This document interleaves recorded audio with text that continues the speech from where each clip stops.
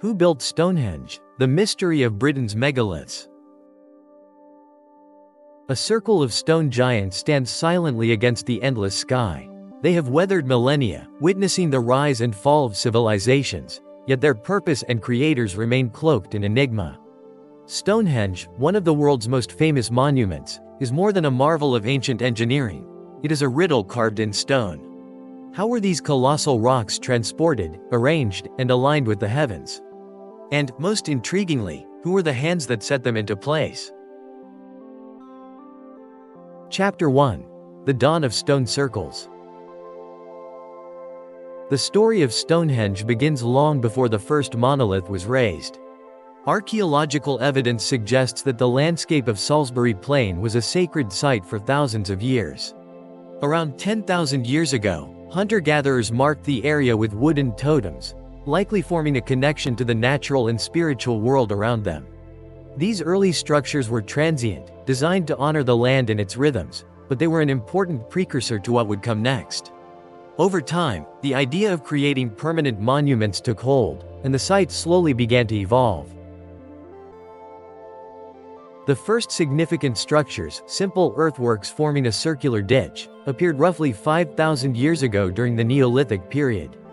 These earthworks, known as henges, were a type of ceremonial enclosure, likely a gathering place for rituals or celebrations. The most fascinating aspect of this early phase is the careful alignment of the ditch with the sun's movement. The entrance to the henge pointed towards the midsummer sunrise, suggesting that these early builders had already begun to study the skies. This marks the first known attempt to connect the earthly realm with celestial phenomena, a theme that would dominate the site's development over the centuries.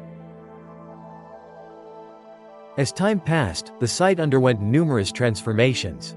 Around 4,000 years ago, during the early Bronze Age, the people of the time began to transport massive stones to the site, each one carefully selected and shaped. These stones were brought from a variety of distant locations, some from as far as 200 miles away. These monumental stones were carefully placed in the circular formation that we recognize today as the iconic Stonehenge. It was during this period that the iconic trilithons, two vertical stones with a horizontal stone laid across the top, were erected, creating a striking and impressive silhouette against the landscape. One of the most captivating aspects of Stonehenge is the way it reflects the passage of time. Not only was it a place of spiritual significance, but it was also an early astronomical observatory. The alignment of the stones, particularly the heel stone, which marks the spot where the sun rises on the summer solstice, hints at the builder's deep understanding of the cosmos.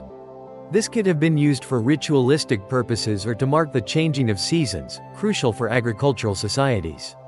It remains a testament to the ingenuity and vision of the ancient people who built this awe-inspiring monument. Chapter 2. The Mystery of the Bluestones. Around 4,500 years ago, the first stones were placed at the site of Stonehenge, the Bluestones, originating from the Preseli Hills in Wales, nearly 300 kilometers away. These towering, mysterious rocks, with their bluish tint, are a striking feature of Stonehenge, their origin and journey still shrouded in intrigue. The question of how ancient peoples, lacking the wheel and sophisticated technology, were able to transport these heavy stones, some weighing up to 4 tons, across such a vast distance continues to baffle archaeologists.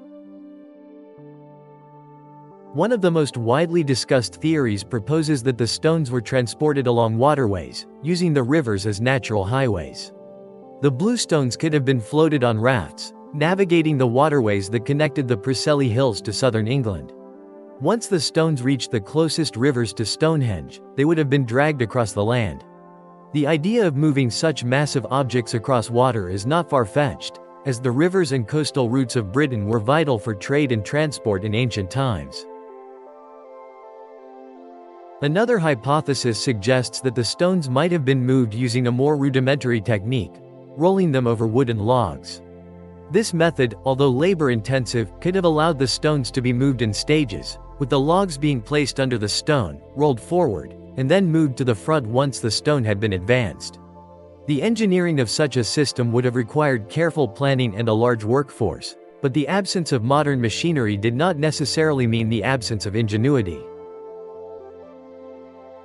Recent discoveries have added another layer to the mystery. Stone working tools found near the Preseli Hills suggest that the stones might have been prepared before being transported. It is possible that the bluestones were partially shaped, or at least rough-hewn, before they left the hills. This discovery implies that the builders of Stonehenge may have had a deeper understanding of stonecraft than previously believed, potentially making their journey easier.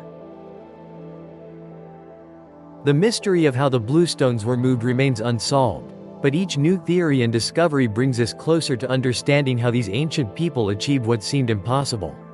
What is certain is that their methods, whatever they were, speak to an extraordinary level of coordination and knowledge, qualities that would be needed to construct a monument like Stonehenge.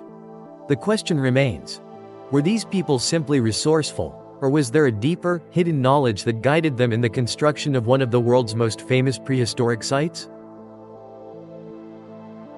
Chapter 3: The Sarsen Giants. Around 4,000 years ago, the landscape of Stonehenge began to transform with the arrival of the mighty Sarsen stones. These colossal monoliths, some of which tipped the scales at an astonishing 50 tons, were hauled from the distant Marlborough Downs, roughly 20 miles away. Imagine the sheer scale of the effort involved. Not just the transporting of these stones but also the task of setting them upright in a perfect circle. The stones, each towering and imposing, formed the outer ring and the iconic trilithons at the heart of the structure, their size and symmetry still awe-inspiring to this day. Despite decades of research, the methods used to move and position these giant stones remain a mystery, with theories ranging from complex wooden sledges to intricate rolling systems using logs. The precision with which the Sarsens were arranged is a testament to the advanced understanding of the cosmos possessed by the builders. Astonishingly, the stones aligned perfectly with both the summer solstice sunrise and the winter solstice sunset. This alignment is not a mere coincidence, it suggests that the builders of Stonehenge had a sophisticated grasp of celestial events, possibly using the site as an astronomical observatory. The stone's careful placement also indicates that these ancient people were deeply connected to the rhythms of the natural world, perhaps marking significant seasonal changes for agricultural or spiritual purposes. What is equally remarkable is that the design of Stonehenge appears to have been influenced by even older megalithic traditions across Europe. Similar stone structures, some older than Stonehenge itself, can be found stretching across the continent, hinting at the possibility of shared knowledge or cultural exchange. The builders of Stonehenge may have drawn on centuries of megalithic practices, incorporating them into their own vision, blending regional traditions into the construction of this iconic monument. This connection to the broader European megalithic culture challenges our understanding of the people who constructed Stonehenge. Who were they? Where did they come from? And what drove them to create such an extraordinary structure? These questions still puzzle archaeologists and historians, but one thing is clear. The builders of Stonehenge were not simply primitive people, they were highly skilled engineers and astronomers who left behind a legacy that continues to captivate and inspire to this day. The legacy of the Sarsen stones is not just in their grandeur or astronomical significance, but in the mystery that still surrounds their origins. Were they chosen for their size and weight, or did the stones themselves hold deeper, symbolic meaning? Whatever the answer, the Sarsen giants continue to stand as silent sentinels over the Wiltshire plains, their presence a constant reminder of the ingenuity and mystery of ancient peoples. Chapter 4: Builders and Beliefs. Who were the people who built Stonehenge? The mystery surrounding its creators has fascinated historians and archaeologists for centuries. Theories range from ancient Britons to enigmatic seafaring peoples from distant lands. Recent DNA analysis of remains discovered near the site reveals that the builders were likely part of the Neolithic farming communities that spread across Europe. These early settlers, who arrived in Britain around 5,000 years ago, brought with them not only new agricultural techniques and pottery styles but also potentially complex religious beliefs and practices. This wave of migration marked a significant transformation in Britain's prehistory, as it shifted from a hunter-gatherer society to one based on farming and settled life. As the landscape around Stonehenge unfolds, it becomes clear that this place was more than just a monument. The burial mounds scattered in its vicinity offer clues to its purpose. These mounds, where ancient Britons laid their dead, suggest that Stonehenge was not only a place of worship but also of reverence for the ancestors. Some researchers propose that it served as a temple, dedicated to the veneration of the deceased, while others argue that it was a place of healing, a sanctuary where people sought both spiritual and physical renewal. The discovery of human remains with signs of traumatic injuries adds to this theory, hinting that people might have journeyed to the site in hopes of miraculous cures or divine intervention. The very construction of Stonehenge itself speaks to the extraordinary capabilities of these ancient people. The megaliths, some weighing as much as 25 tons, were transported from distant quarries, some as far as 200 miles away, using advanced engineering techniques and a deep understanding of the landscape. It's believed that the builders harnessed a combination of sledges, rollers, and ropes, along with a system of ramps and levers, to transport and erect these massive stones. The sheer scale of the effort suggests that the builders were not only skilled laborers but also individuals with a profound sense of purpose and community, united by shared beliefs that transcended ordinary daily life. In the grand narrative of Britain's early history, Stonehenge stands as a testament to the creativity, resilience, and spiritual depth of its builders. Their reasons for constructing such a remarkable monument may remain shrouded in mystery, but the legacy they left behind continues to captivate us. Whether it was a center for religious ceremonies, a healing sanctuary, or a place to honor the ancestors, Stonehenge offers a glimpse into the complex worldview of those who lived in the Neolithic era, a time when the boundaries between the living and the dead were not so clearly defined. As we study this ancient site, we are reminded that the past, while distant, is always with us in the form of these enduring symbols. Chapter 5. Myths and Legends. For centuries, Stonehenge has stood as a monument shrouded in mystery, captivating the imagination of those who sought to understand its origins. In the medieval period, one of the most enduring myths that emerged was the tale of the wizard Merlin. According to chroniclers, Merlin, possessing great magical powers, allegedly transported the massive stones from Ireland using his sorcery. This fantastical story was fueled by the awe-inspiring presence of the stones and the inability of people to comprehend how such an intricate structure could have been created with the tools available in ancient times. As time passed, other legends began to take root. One popular myth suggested that the stones were the work of giants, who, using their immense strength, erected the massive megaliths.